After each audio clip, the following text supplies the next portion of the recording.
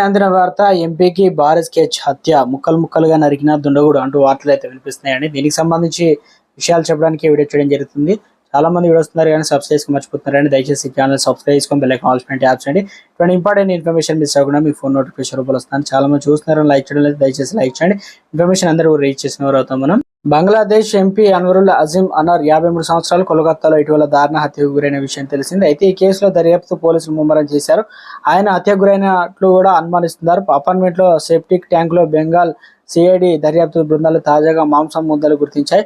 అయితే కేసు దర్యాప్తులో భాగంగా ఆయన హత్యకు గురైన ప్లాట్ లో బాత్రూమ్ ద్వారా రక్తం మరుగునీటి పైప్ లైన్ గుండా వెళ్ళినట్లు కూడా భావించామని పోలీసులు అధికారులు తెలిపారు. అయితే హౌసింగ్ కాంప్లెక్స్ బాధ్యుల సాయంతో ఆ మురుగునీటి పైప్ లైన్ లో సెప్టిక్ ట్యాంక్ ను పరిశీలించగా మాంసం ముద్దలు గుర్తించినట్టు తెలిపారు. మొత్తం 3.5 కిలోల మాంసం ముద్దలు, కొన్ని వెంట్రుకలు సెప్టిక్ ట్యాంక్ లో లభ్యమైనట్లు అధికారులు అయితే తెలిపారు.